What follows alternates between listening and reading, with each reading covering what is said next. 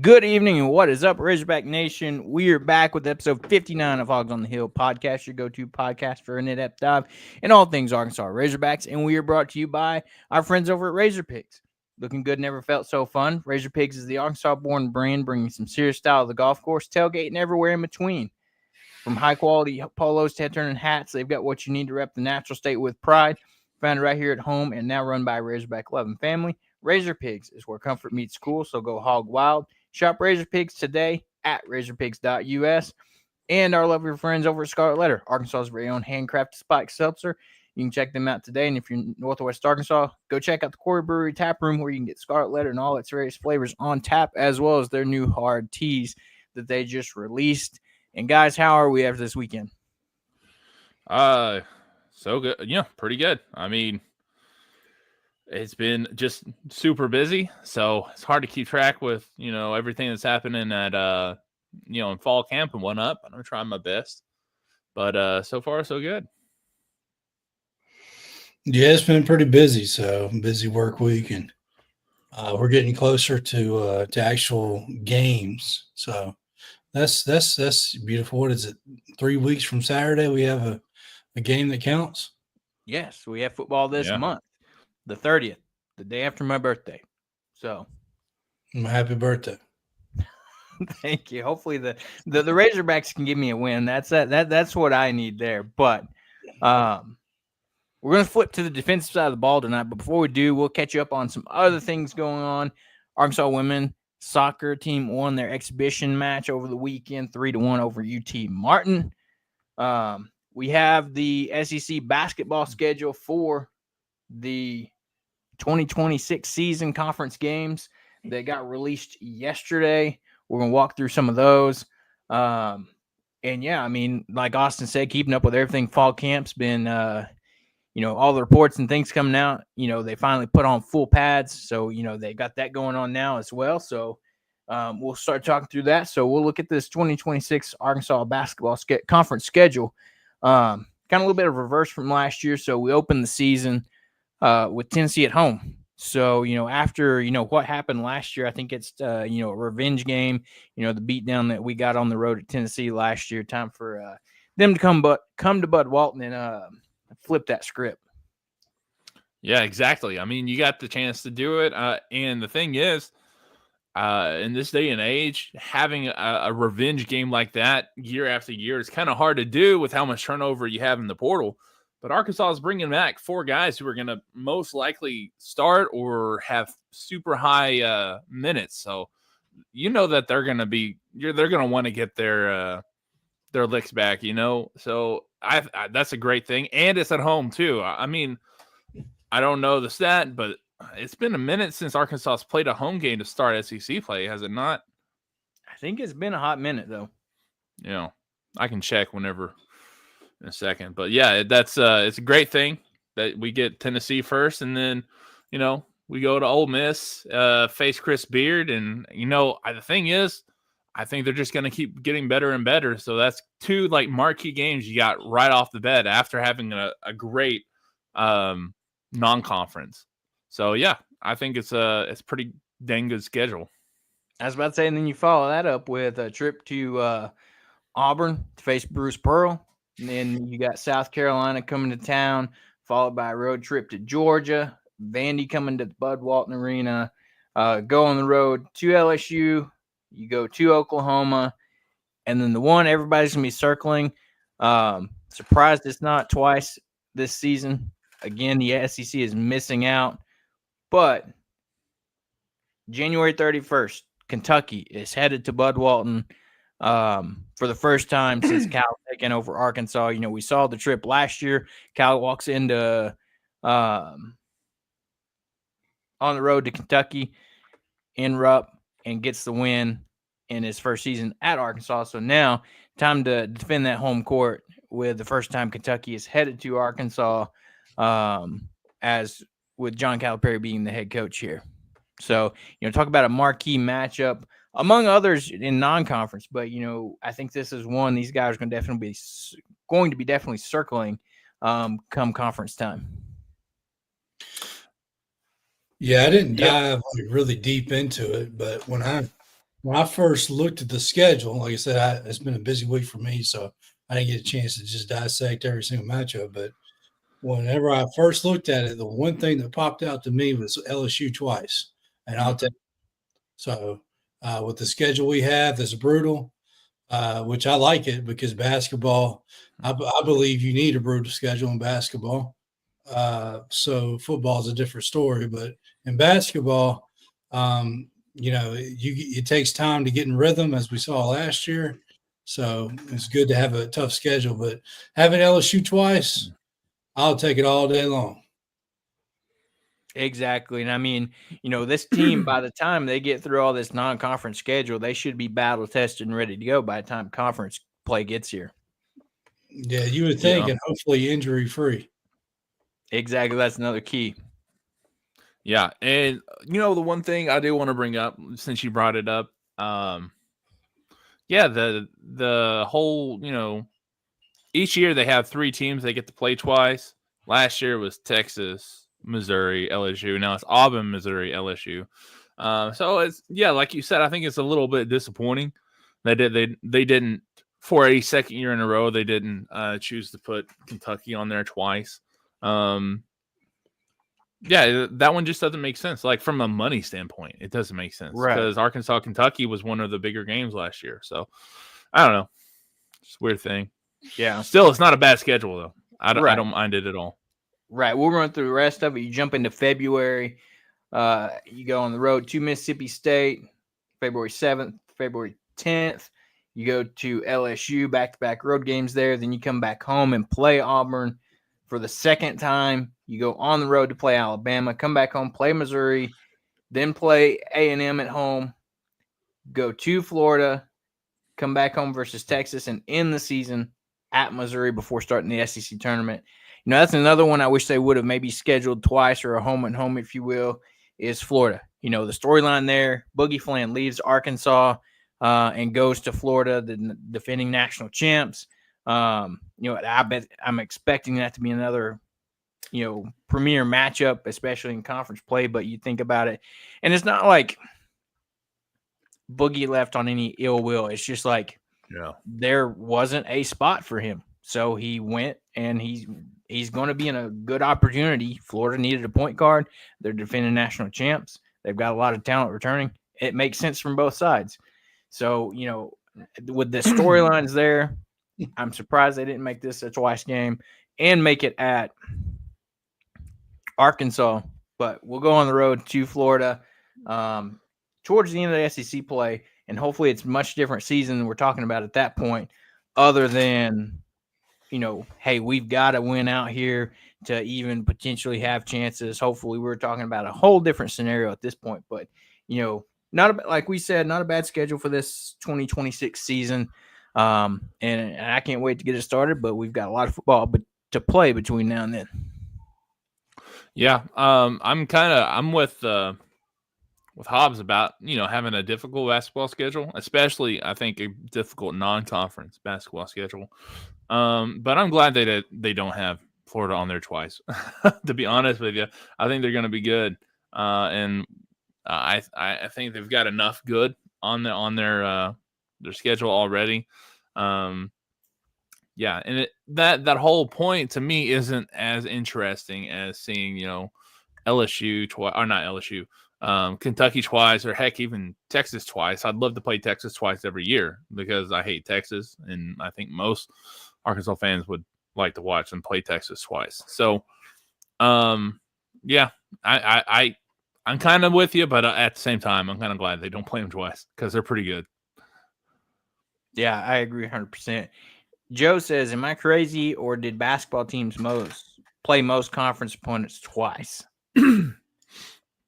Not since the extension. Yeah, since they expanded, it's hard to. I know before we added Texas, Oklahoma, you probably had maybe one other team you played twice, so four teams you played twice. But I think even dating back to when we had divisions East and East and West, they still did the same thing. You played all your West opponents twice, and then rotated in a few East ones and got them in. So yeah, I mean, it's going to be an interesting schedule. Like Transplant Texas said, January 31st, calendars marked, Arkansas and Kentucky. He also says Boogie Fland who. So that might be the case for a lot of Arkansas people. They're like, let's move on. We got all these other star-studded guys coming in. No need to worry about guys that are no longer on this roster. So, but, so a lot of things going on there. We got that schedule out. We've seen Carter Knox and I believe J.J. Andrews were both at the Jason Tatum, Chris Paul camp, the Wings camp that they had. They also had Billy Richmond and Malik Thomas there. Yes, Malik Thomas. That's who I was forgetting about as well. Malik Thomas, Billy Richmond, all those guys. Climbing the building. I have no clue what that's talking about. I don't know if that was. I don't know if that was real. Like I think someone was being funny. I don't know if that was an actual player. I don't know, but I saw it for a split second. I'm like, I know I didn't just see what I just saw. So I don't know. I don't know how real it is or whatever. But I was about to say it's hard to believe a lot of things you see with it's AI nowadays. Take it with a grain of salt, if you will. But so it's going to be a fun schedule, to see these guys, what they do. I'm excited for that non-conference schedule. We talked about it before, but you're playing the entire Elite Eight from last season, so that's going to be a tough, challenging test that should get you battle tested and ready for conference play. Let me ask you on that schedule. Do y'all think that he made this tough non-conference schedule, which Calipari's got a history of making tough non-conference schedules, but do y'all think he made this specific schedule the year after his first year because of the lack of attendance early in the season at home games? Do y'all think because a lot of these marquee matchups are either at neutral sites or away. Like the Michigan State game is going to be in East Lansing, so I don't know if that's the reason why. I think that's the thing. Like having more of those games gives you less home games in those months. So maybe he just wanted to be. Yeah. I don't know. I think more or less he wants them to get pressed for SEC play because whenever they got into it, I think he realized like, hey, right. Like everyone in the SEC is good. Yeah, I was about to say, I think it's going to be a combination of both of he was frustrated with some of the attendance. And so he's like, all right, we're going to have some big games and we're going to make them in neutral site locations. But also to Austin's point as well, I think it's going to be more, hey, we need to play some more upper, elite type teams before going into conference play. That way you're ready to go.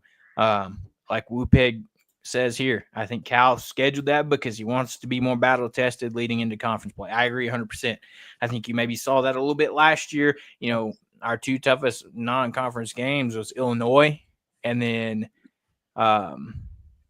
Michigan. So, other than that, I mean, you didn't really play anybody. The ACC Challenge was supposed to be – Miami was supposed to be a decent team and ended up not being that great of a team. And then you still barely won. So I think he saw that from last year and is wanting to make some changes there. And we're going to see what this schedule does. It's a gauntlet even before the SEC begins. And then you still got the gauntlet of the SEC schedule. So, if this team can flourish through all this schedule, I wouldn't want to be seeing this team come postseason. Yeah. And I don't want to get into it, but they've got a team that can, like, if they can stay healthy, they got a team that can get through this schedule. Right. Staying healthy and pieces fall into place. Like, the expectations are, man, it's going to be a fun season. Transplant Texas said Hog fans should be hungry to see their men's basketball team when the Hogs do play at home. I agree 100%.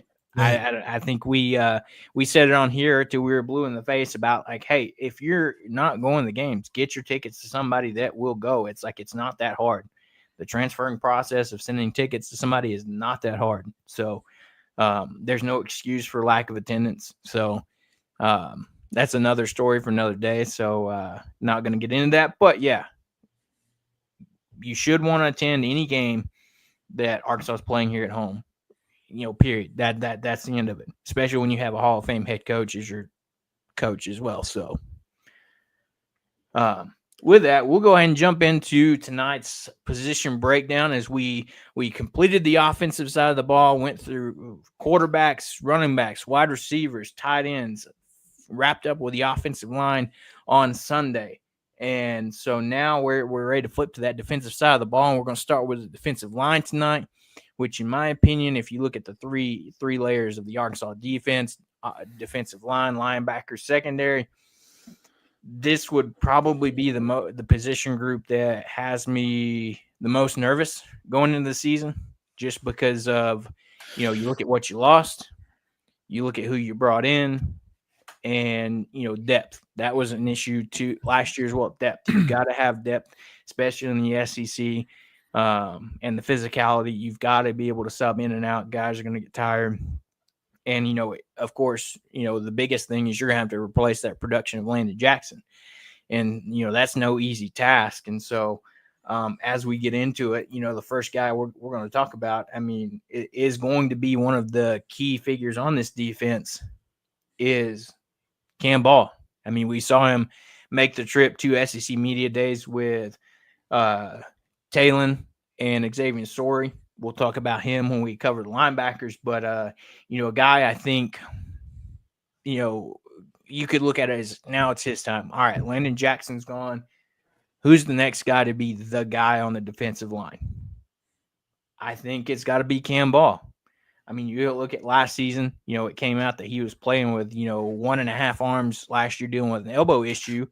He comes out there, starts all 13 games, registers a career high in tackles with 47, 4 for a loss, 1.5 sacks.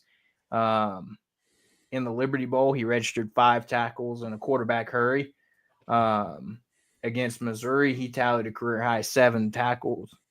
So, like, a guy that the talent's there, you see him there, and if he was doing that while, playing with a bum elbow, he gets that procedure to repair that in this offseason, going through rehab, is ready for fall camp, is working through in fall camp. This should be not a breakout season per se, but, time for him to step up and be the leader of this defense and, be one of the better players on this defensive line. Yeah, I think he's definitely got the attitude for it. He's an exceptional young man, right? Everything that you see out of him, he's just all smiles. You got to think about, he went to SEC Media Days a month or so after his father died, and the dude was nothing but smiles. I don't know how you can't get behind him, right? And that's just, off the field type stuff. On the field, he's year after year, he's probably one of the best improved players in the last few years. Right now, I think last year he was one of the best run defensive players in the country, or run defensive tackles in the country. So if he can get a little bit more of a pass rush, I think he's going to do great. But taking over that Landon Jackson type, production, I don't think that's there, but maybe that Landon Jackson type of role is where he's going to, the leadership role, he's going to come in and take over that. But I think he's going to do fine, and he's going to be the anchor of this defensive line. I just don't see anybody else, any kind of personality, taking over what Cam Ball is bringing to the table. Right. You can't expect necessarily Landon Jackson production because they kind of play two different right spots. Cam Ball is out here playing more of your kind of nose tackle type guy. He's lined up over the center a lot of the time. Lane Jackson's coming off the edge. So, you're going to have two different types of player there. But I get your point. He's got to anchor this defensive line, kind of be the guy to step up and be the leader of that position group. Yeah, I mean, he's the guy in the middle. He's going to have to. He's the key to us being able to stop the inside runs.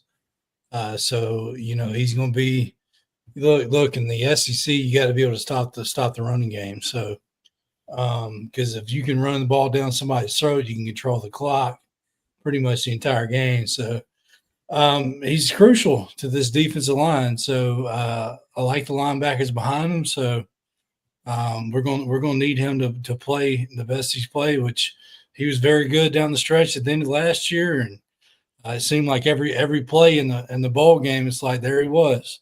So I'm excited to see what he does this year.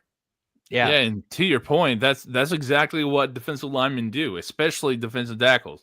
Yeah. You aren't there to make the tackle every single play. You're there to make it to where it's easy for the linebackers to make the tackle. Mm-hmm. That's like your job.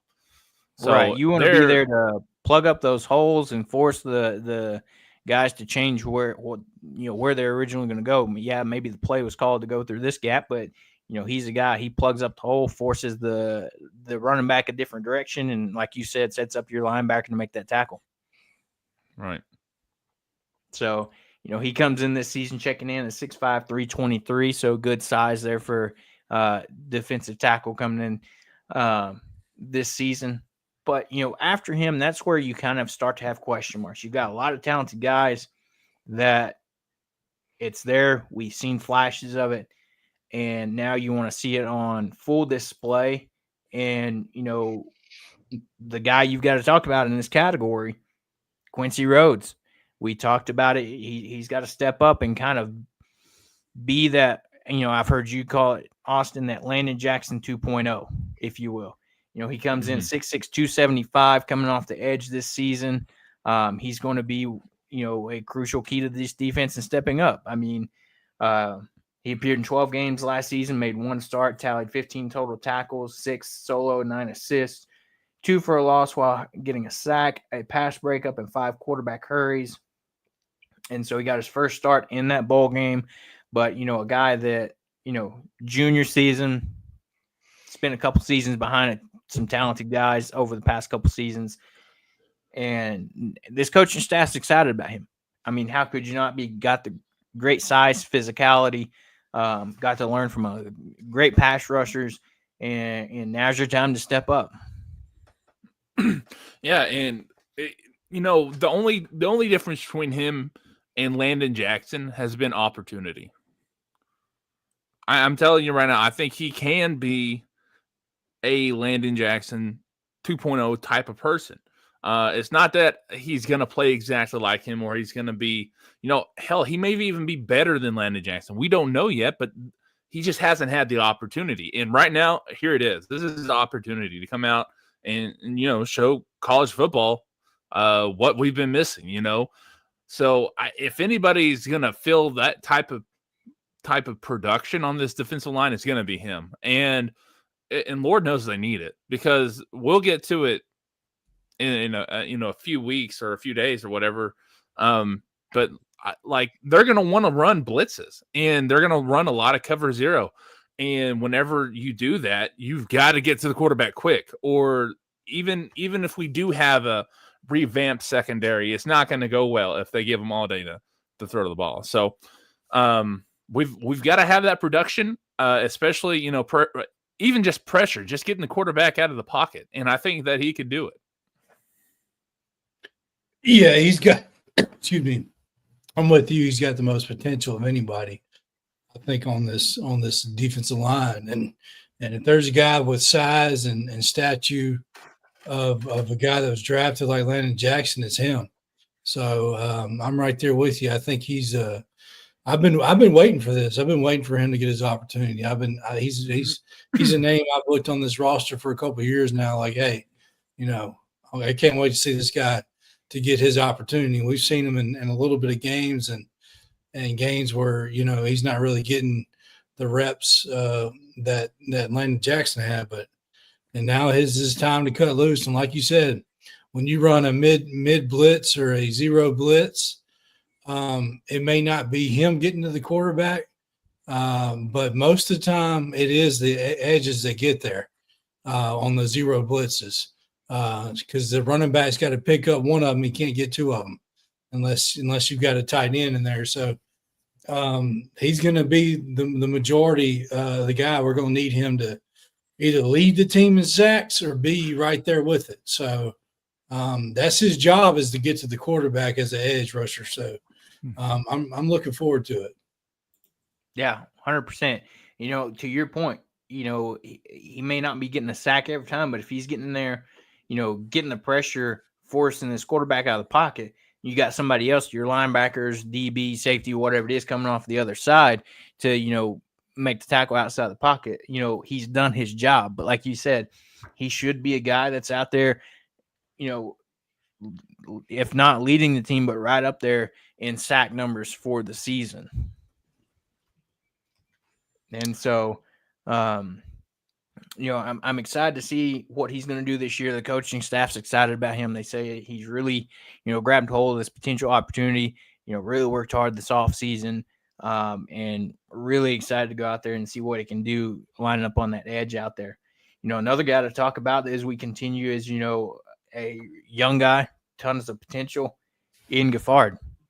Redshirt sophomore this season, coming in at 6'5", 387. So another big old boy on the defensive line. As a redshirt freshman, appeared in 12 games, 13 tackles, 4 solo, 9 assists, had 1.5 tackles for loss, had a tackle in the bowl game. And so, a guy that has shown, we saw those flashes last year, and now that we're needing him to kind of be more of a key piece on that defensive line. It's like, like we've said, here's your opportunity right here in front of you. Time to grab hold and take it and show us what you can do. Yeah, exactly. And the thing is, he has the potential to be a pretty good athlete. I mean, one of my favorite stories about his recruitment is whenever he came on an official visit and he was doing a handstand at that weight. I mean, I think out of high school, he probably weighed more. If I did that, I would be dead. Like, my neck would be broken. You wouldn't even you wouldn't know what this part of my body was. It would all just be like a meat grinder. He's out there just walking, on his hands. Like, how do you do that at 380 pounds? I don't understand it. So he has that great strength, and he probably still needs to cut down on the weight a little bit. And if anything, he needs to look towards that kid from Florida who's out. I think, who does he play for now? The Bucks. Atlanta? Yeah, he plays for Falcons, right? No, the Buccaneers. You talking about black and red? You talking about the lineman that was told to lose weight for Tampa Bay? Yeah, right. So he's out there doing laps instead of practicing. I heard that Madden's got him as the slowest person in the game with 42 speed.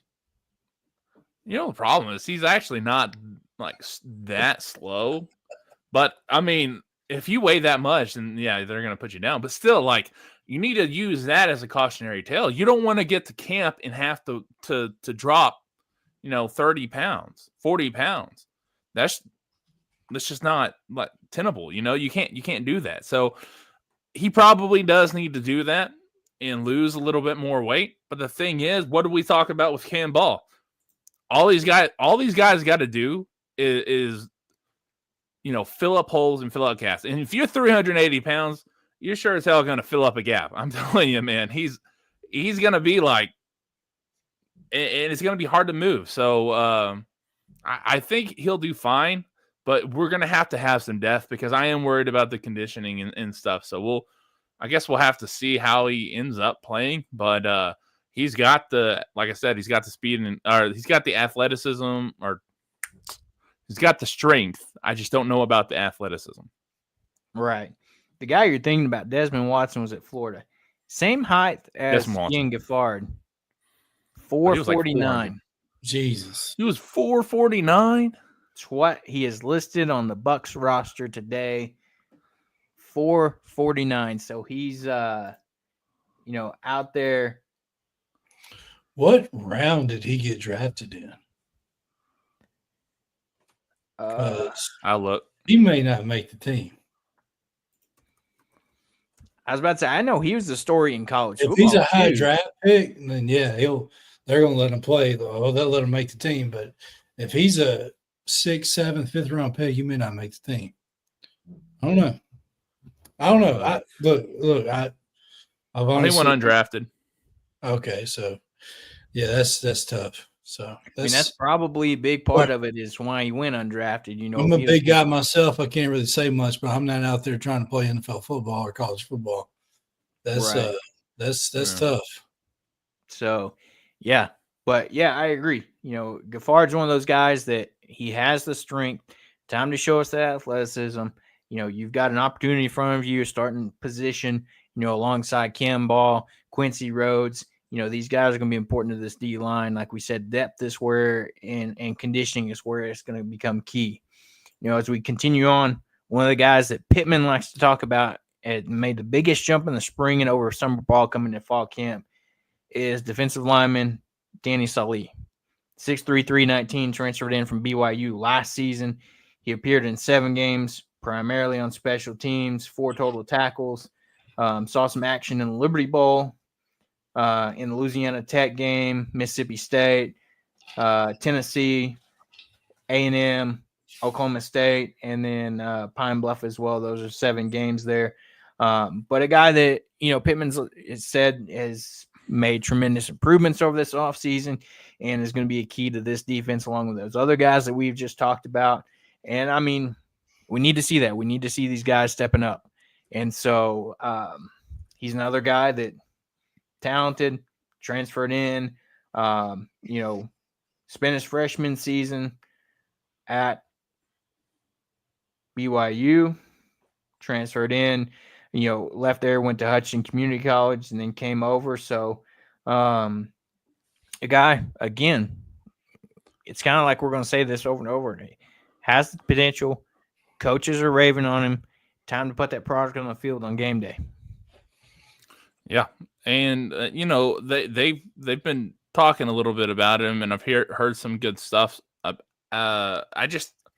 don't know. We'll have to see on it. This is kind of where we're starting to get into like the defensive tackle depth, and that's more or less what I'm worried. Like if we're talking about edge players, I'm not super worried about the edge, to be honest with you. I am worried about that in those interior guys. And hey, he's got to go out there and prove it to me. I've more than once stuck my foot in my mouth before. So, but right now I'm a little bit worried about what they can bring. But like I said, he's like 6'3", 319. That's not exactly what you want to see on your defensive line, but I don't know. I'm holding on hope because of everything that I've heard, it's been fine, but I don't know yet.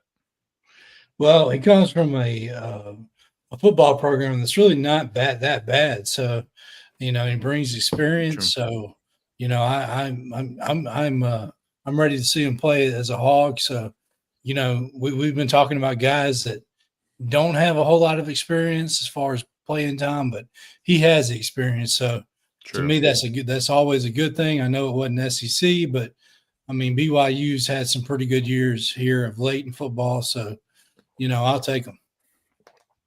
Exactly. So that's kind of the guys that are returning are going to be key factors. There's going to be some younger guys that we're going to talk about here in a little bit that, have the potential to step up here. But now we're going to jump into some transfers that Arkansas went out and attacked for the defensive line. Would have, I'm kind of with a lot of other people. Wish we would have went and got a few more to make me feel real comfortable. That's why this position group is going to be key for these guys to step up because you didn't go out and get just a ton of guys out of the portal. You went out and got a few, but I think the staff was kind of counting on a lot of these guys on the roster to take that next step in their development and turn into key pieces for this defense. It's like what Angel's saying here. Most of everyone's waiting to see how this team translates to the on the game field. So, but next guy we're going to talk about, David Oki, transfers in from Abilene Christian, 6'2", 314. As a junior, Abilene Christian recorded 63 total tackles, 9.5 for a loss, in addition to 6 quarterback hurries, 2 pass breakups, a forced fumble recovery, and blocked field goals. So, a guy that, as we've said before, has shown the production. Can that translate to the SEC now? Okay, size, but you would like to see 314, your D line. You throw a couple, 20 extra pounds on there, would be good. Yeah, I mean, again, this is kind of the same boat as Sully, but I don't know. We'll see how it goes. But it's just, I'm with you on that boat too. That I'm just a little bit worried that they didn't. Well, it's not that they didn't try either. They did try to go after one big time guy out of the portal, and I can't remember his name off the top of my head. But he ended up, I think, going to LSU or somewhere else. But huh? I said, of course you did. Yeah, that's how. I know there was a big time name guy out of Georgia too. We were trying to go. Yeah, that's the one that I was. Yeah, it was a Georgia transfer, and I can't remember where he went. But still, yeah, it's. I don't think necessarily they didn't try to make this an emphasis. I think they just kind of missed. And it's, the defensive line is probably one of the hardest. It's already one of the hardest. Defensive tackles are one of the hardest positions to recruit. So I imagine it's probably the same exact thing whenever you do it with transfer portal. So yeah, you get these guys, and hopefully they can be really good depth pieces. But I don't know enough about Kevin Oates to really. Or not Kevin Oates, David Oak, to really give a good answer about this. But like I said, we'll just have to wait and see what happens. Yeah. Well, they may have missed. You never know until we start watching them play competition, which that's going to start pretty soon when we get going, and it won't stop, unfortunately. But and we're going to need the depth and like you said, they may know they missed it, and that may be why they're going to run a bunch of cover zero and, all that because, not give the quarterback enough time to breathe or what the case may be and use those linebackers. So we'll see. Yeah, exactly. I mean, we talked about it. They attacked the portal. You're going to miss. More than likely, you're not going to, get the commitments from every single guy you're going to reach out to. So the guys that we did get are going to have to step up, and that's going to be big. And, as we continue to talk about these transfers, the next guy that, Arkansas did hit on was Ken Talley, Michigan State transfer that, originally started at Penn State as a freshman, didn't see any action, decided to transfer to Michigan State. 6'3", 255, going to be one of your edge guys. Played in 10 games for Michigan State last season, 6 tackles, 2 tackles for loss, 1.5 sacks on the season. He got credited with 2 quarterback hurries. Guy that's doesn't just blow you out of the water with, his production at Michigan State, and then you're trying to come over to an SEC school from the Big Ten. It's one of those things where you're like, is there something this coaching staff is seeing in this guy that we're not? Do they see the potential to jump, make that next step under the right coaching? And this could be one of those guys. Doesn't blow you away with your stats last year. Going to be an edge guy. Again, we talked about it. You're having to replace Landon Jackson, one of your key edges. And here's a guy that has an opportunity. He's a redshirt junior. So, I mean, we're going to see what he does this season. Yeah, I think that's exactly what they did. Because if you look, he only played in 7 games in his first 2 years at Michigan State. So, he's just a redshirt junior. Yes, or redshirt sophomore. Redshirt junior. Redshirt junior. How's that? He only played 2 years. Anyway, his freshman year was at Penn State. His true freshman year. He didn't. Yeah, he just didn't have. Okay, never mind. Yeah, so he probably was behind some pretty good guys because, Michigan State last year they weren't very good, but the year before they were decent. Maybe he can come here and he can kind of take the role of what like Anton Junkaj was last year. I'm thinking that's more or less because he's got the same body type. 6'3", 280, 250, whatever it was. Not very big, but a quicker guy. I don't know if he's gonna start. I don't think he will actually. But he's gonna be a good depth piece, right? I think he will probably play in every single game. I just don't know how. I don't think he's a revolutionary player. Is what I'm saying. Right. I think he's good depth. I think he's good for what Arkansas needed at the position. Right. And if you go in there and look too at some of the depth charts from fall camp, at least in the top 3, just an example, I'm looking at today's day 6 depth chart on your defensive ends and tackles across the D line. You're not seeing this name pop up anywhere in those 3 deeps. So, there's potential that maybe he just wasn't in the rotation for today. We know that's how fall camps going. They're working different guys out through the different, 1s, 2s, and 3s and whatnot. But he's a guy that, you'd love to see him step up after a couple okay seasons at, in the Big Ten at Michigan State. But now you're in the SEC and time to amp up your game a little. Yeah, been in big 2 big programs. I know Michigan State. You probably don't think it's a big time program, but I've seen them upset some pretty good teams in their history, and they've also had some pretty good NFL players. Kirk Cousins may not be that great, but I know Le'Veon Bell is pretty good in his heyday. So they've had some good players go through that team, but in Penn State, but. Yeah, I mean, he's just a guy that's been in good programs and hopefully can carry some weight here. And I know he's not been on the depth chart, but hopefully he gets a chance to play at some point. I just feel like we're going to need all these guys at some point in this season. It's going to be a long year. Yeah, it's definitely going to be by committee. I don't think there's going to unless Quincy Rowe kind of goes off. I don't think there's going to be any like standout guy. And another thing, if you're running a bunch of zero blitzes, you're going to have to sub guys out a lot because it takes a lot of energy out of you to try to get to the quarterback every play. Right. And so, continue on there, another transfer Arkansas went out and got Phillip Lee, transfer from Troy, redshirt senior this season, 6'4", 240, as a redshirt junior at Troy last season, played in all 12 games, started 10 of those, 31 tackles, 11 tackles for loss, 5 sacks, a forced fumble. His 5 sacks did lead the team, and his 11 tackles for loss ranked second on the squad. So another guy that has production at that smaller level. He hits the transfer portal, heads to Arkansas. Can he up that trend, that production to the SEC level? Like we said, a lot of these guys are going to be depth pieces. The guys that you're going to focus on is the ones we talked about at the beginning.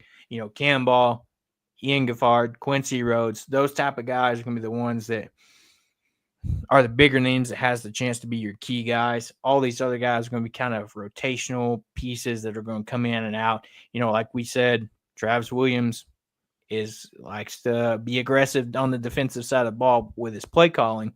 And so, to Hobbs' point, if you're running a lot of aggressive blitz type plays, these guys are going to have to be coming in and out as they're trying to, put a lot of energy to go after and try to get the sack on the quarterback. Right. I'll say this. You don't wear number 1 as a defensive lineman if you ain't a decent football player. So, yeah, he's going to stand out down there wearing number 1 on the line. So, I think we might see him quite a bit this year. Yeah, and at least Troy is, like FBS, right? Troy is FBS, I'm pretty sure. Yes. So at least, they're smaller, but they're still they're on closer to the level than what some of these other guys like Abilene Christian and UT Permian. That's, I don't know. It's hard to say, to really give an argument against it when you have when you've had so many guys come up from that type of level and make a big difference. But it's just, I don't know. It's a little hard for me to get behind them every single time. But yeah, I think Philip Lee, I think he's got a real good chance. It's one of the guys they've been talking about a lot. So I think, and he's got the size too. He's 6'4", 240. I mean, that's a really decent size defensive end. So I don't know. We'll see who gets that rotation and who actually ends up being the first. I think he really has a chance to earn that other side, the other spot behind beside Quincy Rhodes. And he wears Reggie Fish's number, man. Come on. Yeah. I mean, it's like Trent's one texting here, and this is like a lot of what we're getting into. He said, just listening, so many new faces, so many unknowns, will be difficult to know anything in concrete until we see them under the 11 a.m. lights once the season starts. So, agreed. You mean the sun? Exactly. Is our first game at 11 o'clock? Have they announced that? No, our first game at 3:15. Yeah, I didn't think we were going to be playing. But we'll have plenty of those 11 a.m. A&M at School of the Blind at 3 o'clock. 11 o'clock. I didn't think we would. But yeah. And so, that's a lot of these guys. Unknowns, saw previous production at the previous institutions. Now they're coming here, and can they replicate or improve upon that? So, as we continue, I saw it mentioned above, Woopig said Justice Boone, a guy that transferred in from an SEC program, so got that SEC experience. Coming over from Florida, redshirt senior, 6'4", 278. Wears number 0 on the defensive line. Another guy that's not just wearing one of those standard D-line numbers. Wearing number 0. Played in the first 11 games of the season last year for Florida, totaling 10 tackles, a half a sack, 2 tackles for loss, and 1 quarterback hurry and 1 pass breakup. And so, a guy that has that SEC experience now coming over to Arkansas. We've seen this story kind of before with a few other guys that they have experience at previous SEC schools, come over, find some success at Arkansas, and hopefully he can be the next guy to add to that list of, guys like your Xavier Soaries, your Drew Sanders. Felipe Franks come from Florida? Yes. Yeah. Felipe Franks. So guys that, kind of got a fresh start here at Arkansas and excelled pretty well. Dennis Johnson went to Florida, but he ran all over him. Broke like 8 tackles in a row. Yeah. I'll never forget that. But what do you call it? He reminds me of a shorter Trajan Jeffcoat from Missouri. The stories are kind of aligned, except Trajan Jeffcoat didn't actually get injured. Justice Boone, his in 2003, he actually got injured. So that's a little bit of a reason why you don't see a whole lot of production from him. But like the year before, so in 2022, he had 24 tackles and then a sack as a sophomore. So I mean, I think out of I'm high on Philip Lee too, but if I had to pick between Justice Boone and Philip Lee to have an edge, to have that other defensive end spot, I'm probably leaning more towards Justice Boone, just because I think he's got. I mean, obviously Florida picked him up, so he's they've seen it in him, right? Especially on tape out of high school. I just liked his size. I liked some of the tape that I've seen and some of the production that you saw before he got that injury. And I don't really want to take. I want to take the 2024 stuff with a grain of salt, because, I mean, coming back from an ACL, I don't care who you are. You have that pain like in the back of your memory, and you're just afraid to have that little, the extra step whenever you try to, make cuts and whatnot. And I think it's kind of like with Trevin Brazile. I mean, look at what he was after his ACL, and then it took him a year or two from actually start to, be back to where he was before. So I think this is more a redemption story than anybody on this team. Right. I agree 100%. And I'm just saying, jumps in here and says, I'm not seeing the right combination of measurables and proven production to put much faith in the D-line. Cam is the only one. I'm rooting hard for Quincy, but he has something to prove. And he said that does double that for everyone else. We've got good size as tackles, so I think the run D should hold up. But pass rush is a serious concern. And I agree. That's where you're looking at those measurables. Mm-hmm. The guys we talked about, it just doesn't scream confidence. But, if these guys can come in here and look at these opportunities and, attack them, like Justice Boone, 4-star prospect out of high school, second best overall prospect in South Carolina, goes to Florida, has a great, redshirt freshman season in 22, has that injury that causes him to be out in 23, and then, working his way back last season.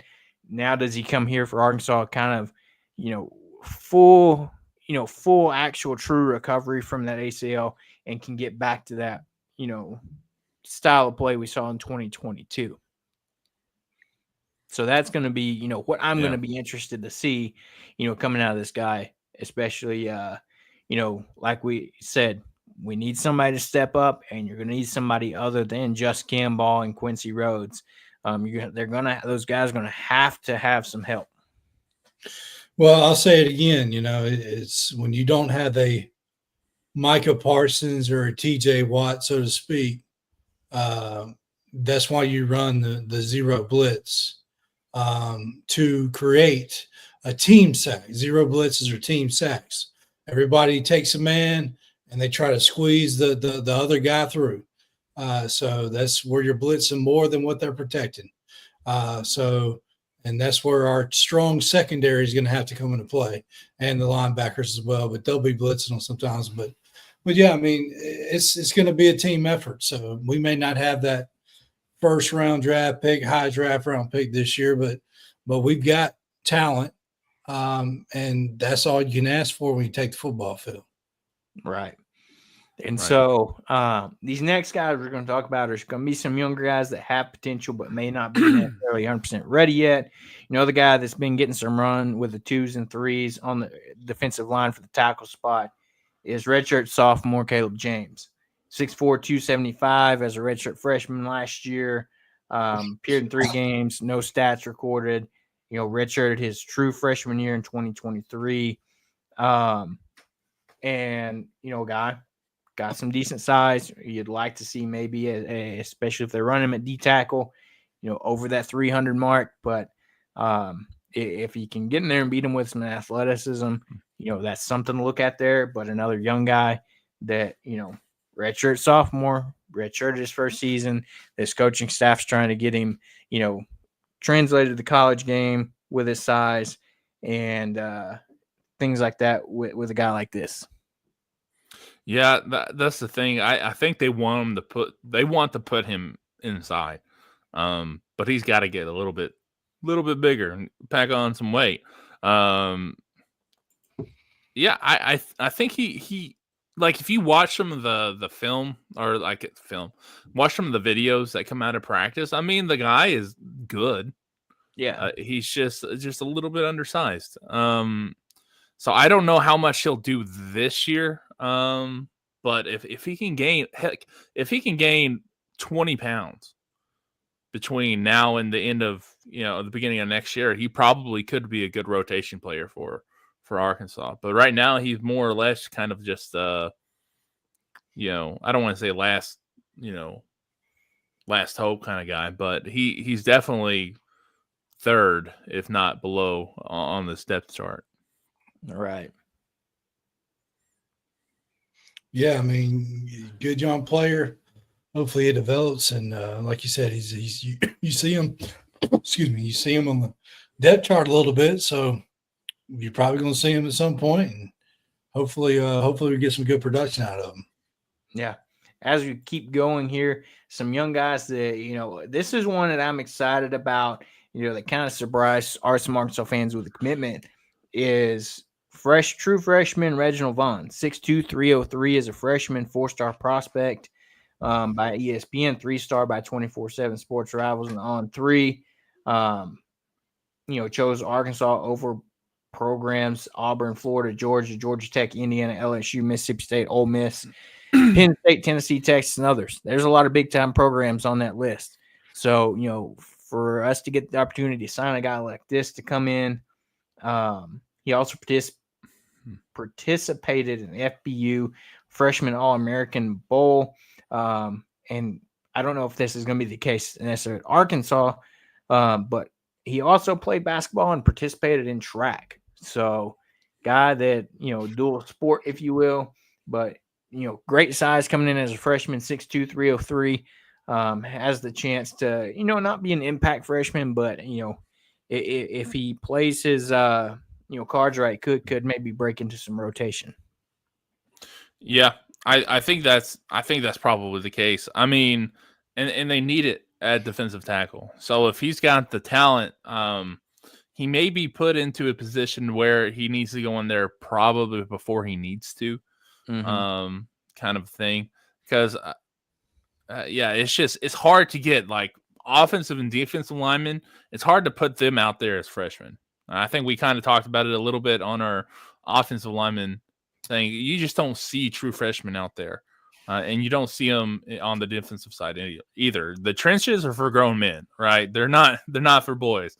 So if he gets the chance to do it, he's going to grow up pretty quick. But he's definitely, like you said, he's got the size, and I think it would be pretty cool to at least see him a couple of times. Especially against like Alabama A&M, and then you can't. That's kind of it.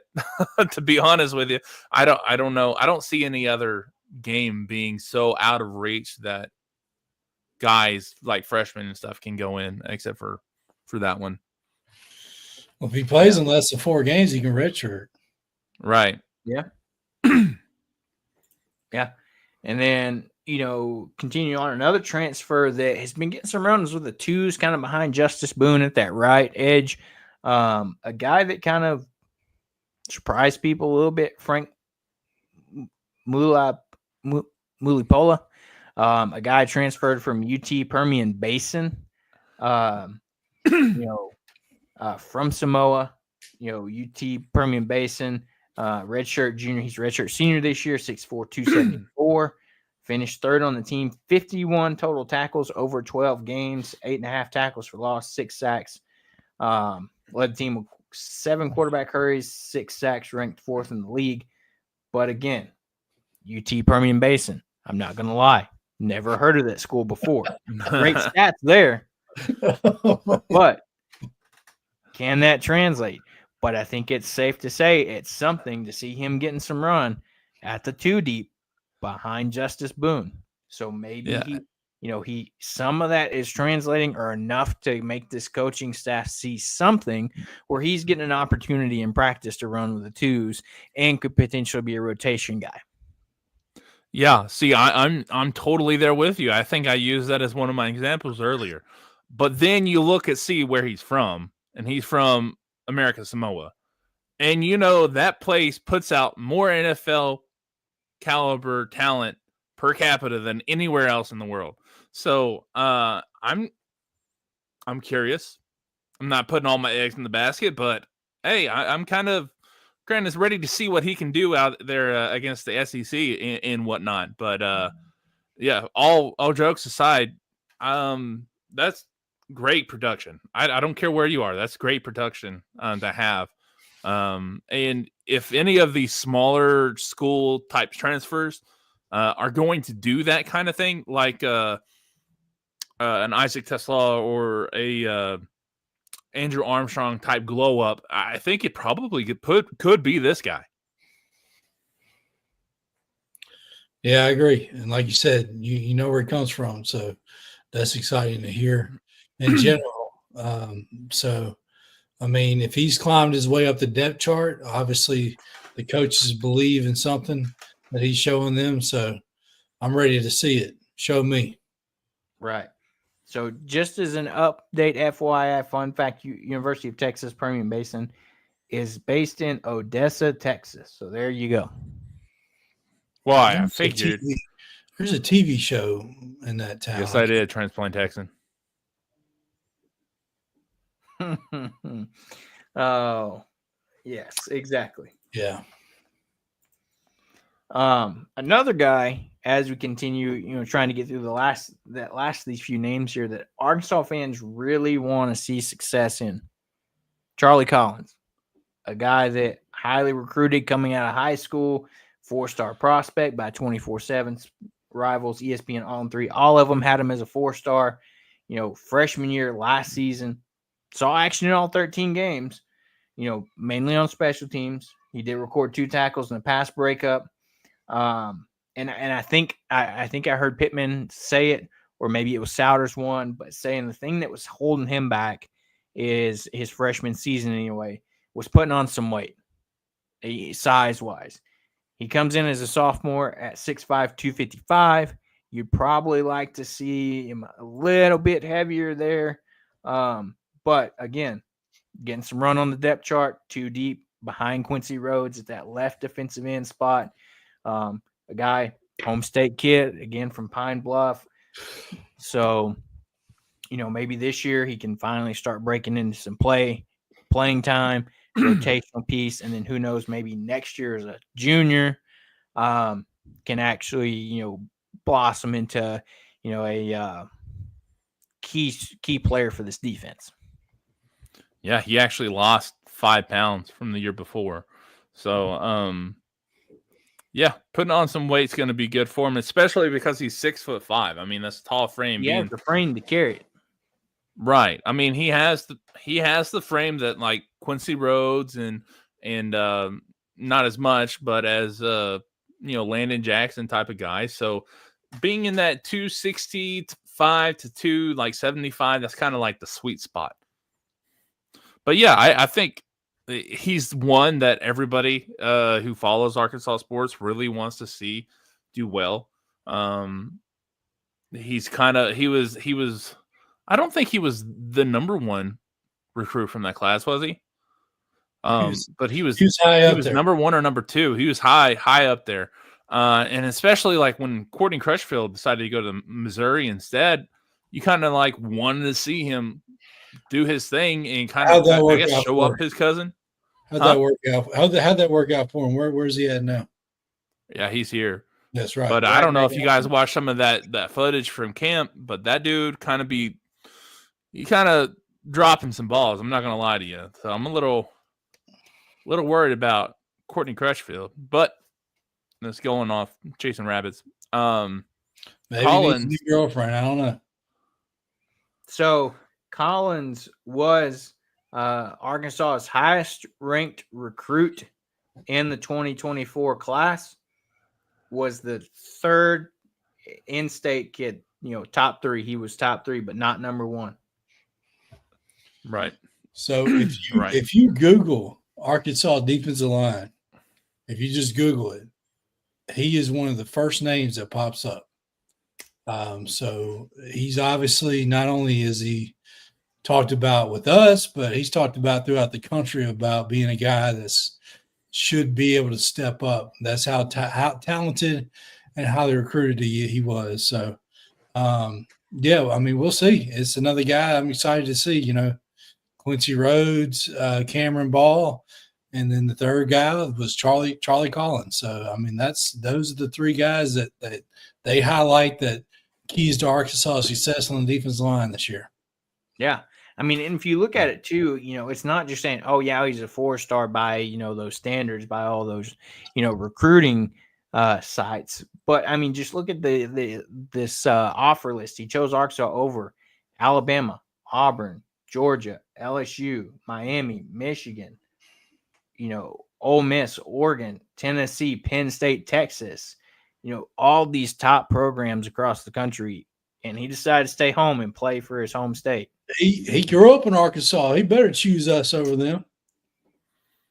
Exactly. And I think this is where you see, one of these highly talented kids, you see a lot of kids playing, they're going to go somewhere where they get the best deal, best bag. This is one of those few kids I think you're going to see that talented, could easily went to Alabama anywhere he wanted and got a probably decent payday, but chose to stay home and play for the home state team. Speaking about getting a good bag, I know this is off the subject of the defensive line, but did y'all see where They saying that no matter how good of a year he has this year, that Arch Manning is not going to go pro this year. Yeah, I saw that. So, I doubt it. Yeah. To be fair, though, that family has got a crap ton of money. So what's he don't need it. He really I was don't. about to say he's not hurting to go make Yeah. any money right now. No. More developmental than anything, but yeah. Angel says here when Charleston Collins went to the Nike All-American camp, coaches said he had a lot of potential. So I mean, Yeah. you see it there. You know, he's going to these All-American camps. You know, he's highly rated for a reason. And so, you know, I would love to see him have success this year. Kind of, you know, he's like we said, he's on that 2 deep. Can he become a key rotational player? Even maybe break out this season and have one heck of a season. I don't want to hear about weight. Put the man in the game. Let me see how he does against somebody. Sometimes weight don't mean jack squat. When you get punched in the mouth, what you going to do about it? What's that weight going to do about it? Hey, we talk about gamers all the time, right? I mean, like Matt Jones was the biggest example of this. The dude sucked in practice, and then when he goes out in the games, I mean, he looks like you know Michael Vick without an arm. Michael Vick. I'm sorry, like Matt Jones, whenever I think of like my nostalgic Arkansas, Matt Jones, top of the list as a quarterback with an arm. Like he made me fall in love. Yeah, quarterback though, like as a true quarterback, he was just not it. I mean, he could run, but anyway, getting off topic, I probably hurt somebody's feelings. All right, children, come on. So, hey, look, I'm bringing up a great story here. Starkville, Mississippi, first ever game. I was taken to, and I watched him run up and down all over that sorry school in Starkville. Oh, that's a great memory there to have, Hobbs. There you go. Another guy that kind of I feel like falls in the same line as Charlie Collins, came in with him in the same class. Kavion Henderson was highly rated coming out of high school. You know, redshirt freshman, played in one game last year, redshirted. 6'2", 257. You know, 4-star prospect, rivals ESPN. You know, chose Arkansas over Alabama, Auburn, Duke, Florida, Florida State, Georgia, Kentucky, LSU. All these programs that we just talked about with Charlie Collins. Chose Arkansas over them. And a guy that, you know the potential's there. Can the coaches get out of it? Maybe a little bit undersized at 6'2", 257 to be playing on the D-line. But who knows? Maybe you slip him over to linebacker and let him run. Dude, that's not a bad idea, to be honest with you. Have him lose like 10 pounds. He could definitely play, especially like the jack position. Like historically, having a stand-up end like that is usually having like a 3-4 defense. So you got 3 down linemen, and then you got 2 middle linebackers and 2 outside linebackers. Right. Yeah. So, I mean, he could be like that. I think that would be a great position for him. But I don't know. I don't think they want to give up on this being a defensive end / edge player yet, because that's what he grew up doing.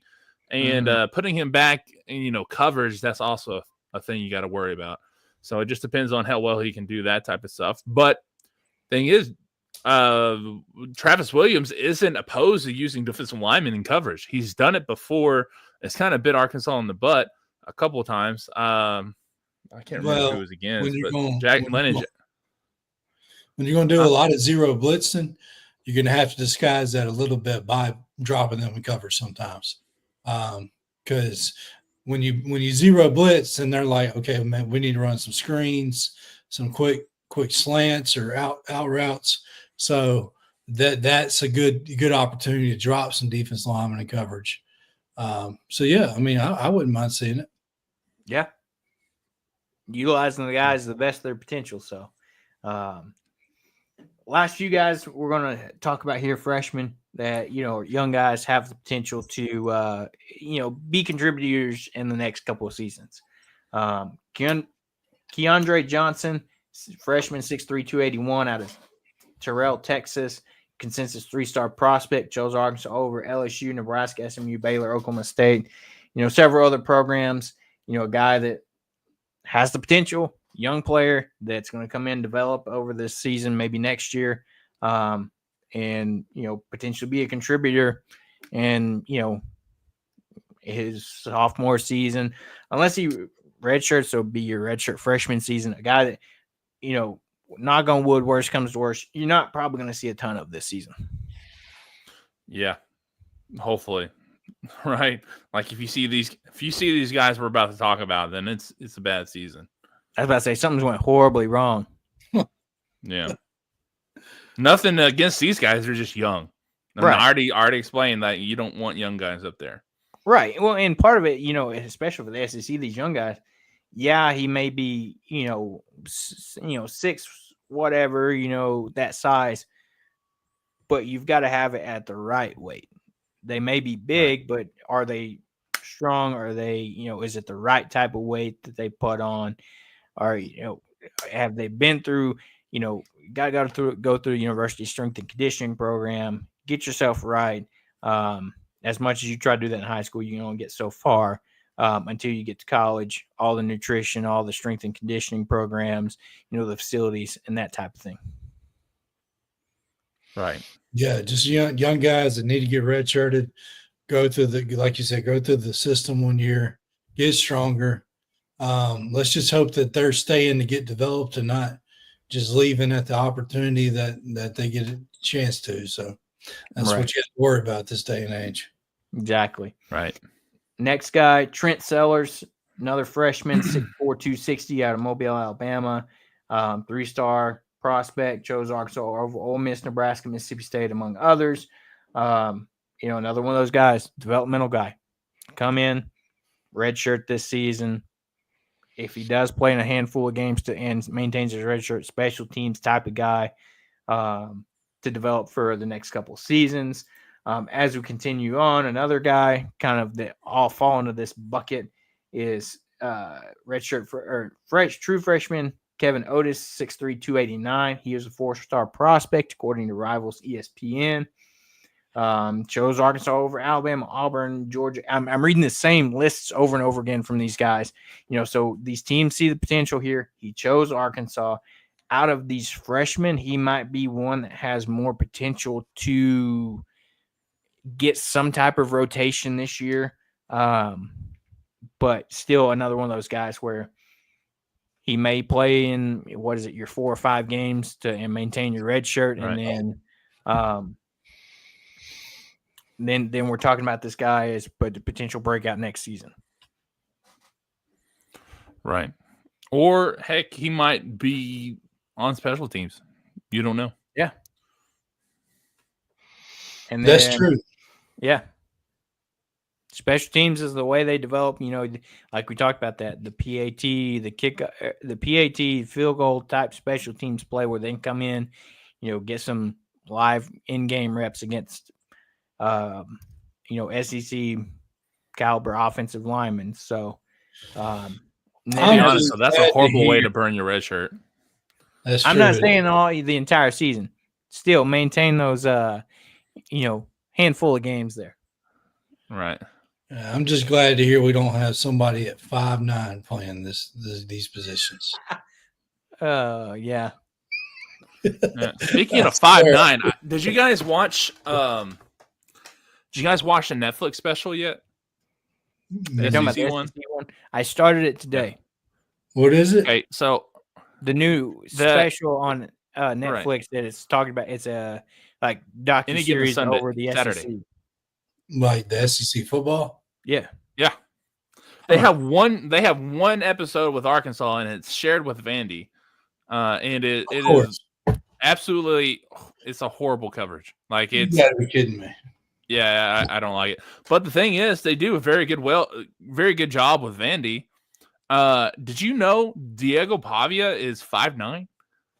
Like 5'9" I knew he was 7'8". short. I didn't know he was listed as 5'9". No, he's not listed as 5'9". He's listed as 6 foot. But in the interview, he was like, "Yeah, I'm 5'9" and 7/8". And I'm like, "What, bro?" Talk about giving him a boost there, putting what 5 layers of socks on, those inserts in your cleats, like all type of things there. I'm thinking, man, like if I were out there, I'd look that short. No, I wouldn't look that short because I'm 6 foot tall, and he's out there lying to everybody saying he's 6 foot tall when he's 5'9". I go out That's there hilarious. and I beat Alabama. I don't care how tall I look. True.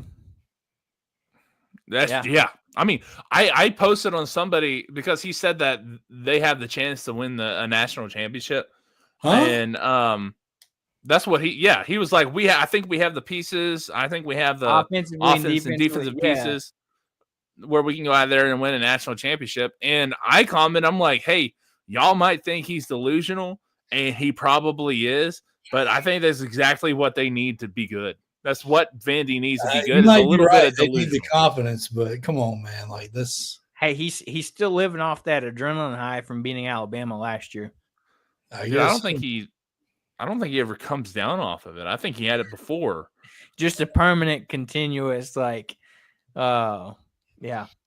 The final 2 guys, we're going to wrap this up here. Caleb Bell, freshman, 6'3", 287, 3-star, according to 24/7 Sports Rivals, ESPN.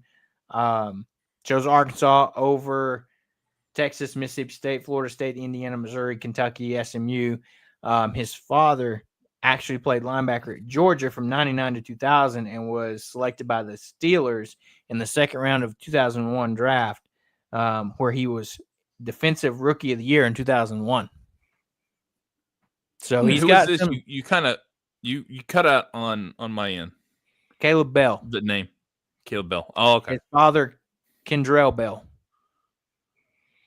Kendrell Bell.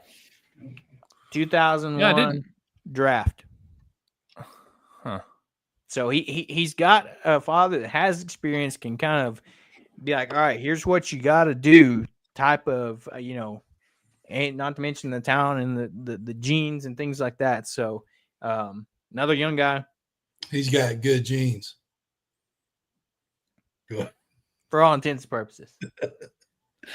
Yeah. I mean, hey, look, anytime you got a dad, that NFL player that doesn't sabotage the kids like another guy that comes to mind.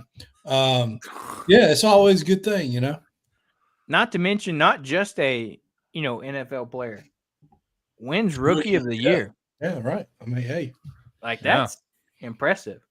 So, they said he helped lead his high school to a 7A state championship in 2023. Benches 330, squats 435, and power cleans 285. That's pretty strong. But and the last guy here, walk-on type of player here, redshirt sophomore Donovan Witten, 6'3", 256, out of Arkadelphia. Redshirted last year, no game, or redshirt freshman last season, did not see game action. In 2023, as a true freshman, he moved from linebacker to defensive line during spring after redshirting his first season. So, yeah. Arkadelphia is a good school, though. I'll be honest. I lived in Arkadelphia for 6 years, and they don't play about their high school football. Yeah. And then finally, talking about that, what we were talking about with the Netflix special, Transplant Texan said the Netflix episode doesn't seem to be giving the football program the same boost and fan connection that Razor's Edge gave the men's basketball program. I'm about to go watch it. Yeah. Yeah, it didn't. All they did was cover the Tennessee game. That was it. Yeah, of course. Which, I mean, that if you're going to cover one, it's got to be that one. Right, but they didn't even, throughout they did a little bit of the stuff leading up to the game, but when they got to the game, all they did was cover that last drive, the last 2 drives. When every other one that I've seen, they've covered pretty much the entire game. Like, they go into the now this, I don't know, maybe Sam Pittman and his staff didn't let them into the locker room for these type of things, but every other one that I've seen so far, they go into the locker room at halftime, and video the speeches and whatnot. So yeah, it was just a little disappointing, to be honest with you. They didn't want to hear it turn that damn jukebox on. Maybe so. Are we surprised at this point with the lack of recognition for Arkansas? No. The answer is no. So, but kind of to your point, what you were mentioning earlier, Hobbs, I'm just saying, I'm sure Archie's NIL deal, though, is nothing to sneeze at either. Yeah, I mean, you don't have to worry about it. He doesn't need the money, but he's probably got a pretty sweet NIL deal just to keep him from transferring to somewhere else. How much would, a program like a Tennessee or an Ole Miss like for him to come there where one of his family members played? And honestly, it's all going to depend. I'm dead serious when I say this. It's all going to depend on who has the high draft picks this year, whether he comes out or not. I think because their family is known for doing that, Eli Manning. So just beware. If it's a place that they don't want to fool with, he's coming back. Yeah. Or are you going to say Austin? I was like, I know that. I'm a Chargers fan, so I know all about that junk. Oh, God. Hey, you got Phillip Rivers out of it, so yeah. But I actually do think that they're a little bit old school when it comes to it too. So I'm not I think if it comes down to it, they'll probably go into the draft. It just depends on how well he does this year. But if Archie legitimately thinks that he needs a little bit more work, he's going to make him stay. Because you can't tell me that he doesn't have all the power in that family. He's the patriarch of it. He's not going to let him get away with it. So I do think they're a little bit old school when it comes to it, but at the same time, I don't buy that all. Right. Well, and I'm sure between Archie, Peyton, his dad Cooper, all these guys, I'm sure they spared. And Eli, they spared no expense in his development, training, whatever he needed, off-season type of situation to prep him to become the starter this year. And not to mention, he also does, he signed the big NIL deal with Red Bull over the off-season as well. So, he's got not only his NIL there, but probably the university and different funds too. I'm just saying, and when he does come out and makes his clear preferred destinations, won't get the shooter treatment either. Probably. But there's also a context with Shador. Yeah. All I'm going to say, he's got his chance to play in the preseason, Friday? So he's getting his chance to play. So. Oh, yeah. I can't wait to see that, too. Because everybody else is hurt. Yeah, everybody's hurt. Yeah. They signed another quarterback. They signed Tyler Huntley. Yeah. They signed Snoop. That's crazy. Hey, that's the funny thing, though, is he was drafted so late, and now he's out there, legitimate chance to earn playing time and stuff like that. Well, when you go to the Browns. As much as you might not like a person like Shedeur Sanders, you can't help but hey, he's getting his chances. You can't help but like that. You know what I'm saying? Yeah, I mean, that's all you can ask for is to actually get the opportunity. And he's getting it. So yeah. So as we get ready to wrap up here, guys, anything else you got before we decide to get out of here concerning the defensive line before we, jump into the next position group on Sunday? What's next? Defensive backs. We're either going to do D-backs or linebackers. And then we'll wrap up, that's the, position groups you got left. Linebackers, defensive backs, and then look, don't forget we got the number one freshman kicker in the country. I'm not forgetting. That'll be your show, Hobbs. Did y'all hear him that they put him in a 2-minute offense thing and he hit a 59-yard field goal? I believe it. Yeah. I believe it. Hey. I just remember he's got big shoes to fill. Got to be as good as Cam Little. I just remember when he committed last year, I was like, this only happens whenever you get two guys go to the NFL and just start killing it. And then I got comments like, oh, they've only played like 4 or 5 games. Chill out. Okay, well, look up what they both did last year, and you tell me if they were good or not. Two of the best kickers in the league. So, yeah. And one was a punter or kickoff specialist or something. He didn't even hit PATs. Yeah, Jake Bates was a kickoff specialist here. Made his name in the CFL or whatever it was. One of those. Lions signed him. He killed it in preseason, won the starting job, and hit numerous big-time field goals throughout his tenure with the Lions so far. He didn't miss until week 16 or something like that? Yeah, something like that. Yeah. He was money. Mm-hmm. And then Cam Little's Cam Little. I mean, you know what you're getting with him, a really great kicker. Yep, exactly. So, hey, next great kicker coming out of Arkansas, Scott Starzik. We'll talk about it here in a few weeks. So, there you go. With that, we're going to wrap up here. Don't forget to like and subscribe to the show on YouTube, Apple Podcast, Spotify, anywhere you get your podcast. Don't forget to hit that bell. That way you don't miss any time we go live as we finish up going through these position breakdowns and getting you ready for August 30th and the kickoff of this 2025 Arkansas football season. For Austin, Hobbs, myself, we're going to get out here. We'll see you back here on Sunday as we move on to our next position group. And continue our preview as we inch closer to the start of this football season. So we're going to get out here. Everybody have a great weekend, and we'll see you on Sunday.